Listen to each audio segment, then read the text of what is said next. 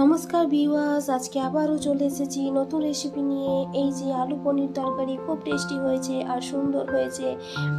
আজকে কিভাবে আলু পনির তরকারি করব চলো আমরা আজকে দেখে নিই। এই মশলাগুলো বেটে নেব, পনিরগুলো কেটে ভেজে নেব।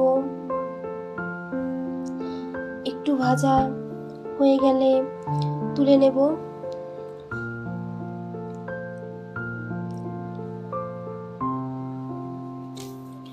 ওই তেলেই আলু ভেজে নেব। আলু দিয়েছি, এবার একটু নেড়ে নেব। নুন আর হলুদ দেব, তারপরে একটু নেড়ে নেব। আলু একটু লাল লাল করে ভেজে নেব। আমাদের আলু ভাজা হয়ে গেছে, এবারে তুলে নেব।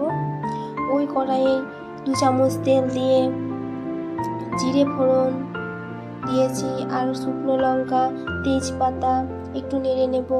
তাতে পেঁয়াজ দেব, কুচনো পেঁয়াজ একটু নেড়ে নেব। পেঁয়াজ একটু লাল লাল করে ভেজে নেব। আমাদের পেঁয়াজ লাল লাল করে ভাজা হয়েছে, এবারে মশলা দিয়ে দেব। মশলা একটু মিশিয়ে নেব পেঁয়াজের সাথে। এবারে হলুদ দেব আর ধনে গুঁড়ো আর একবার নেড়ে নেব। এবারে টমেটো দেব আর একবার ভালো করে মিশিয়ে নেব। এবারে নুন দেব স্বাদ মতন, একবার ভালো করে মিশিয়ে নেব। এবার একটু জল দেব মশলাটা কষানোর জন্য, নেড়ে নেব। আমাদের মশলা কষানো হয়ে গেছে। এবারে ঝোলের জন্য মশলা ধোয়া জল আর এমনি জল দেব। আমাদের ঝোল ফুটে গেছে, আলু দিয়েছি। এবারে পনির একটু নেড়ে নেব। এবারে পনিরগুলো দিয়ে দেব, ভালো করে নেড়ে নেব। এবারে গরম মশলা দিয়ে দেব, দিয়ে ভালো করে ফুটিয়ে নেব। একবার নেড়ে নেব। এই যে আমাদের ফুটছে,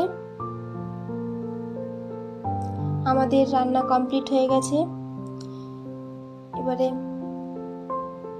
কত সুন্দর লাগছে,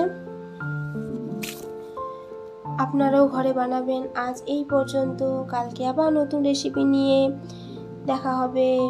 নমস্কার।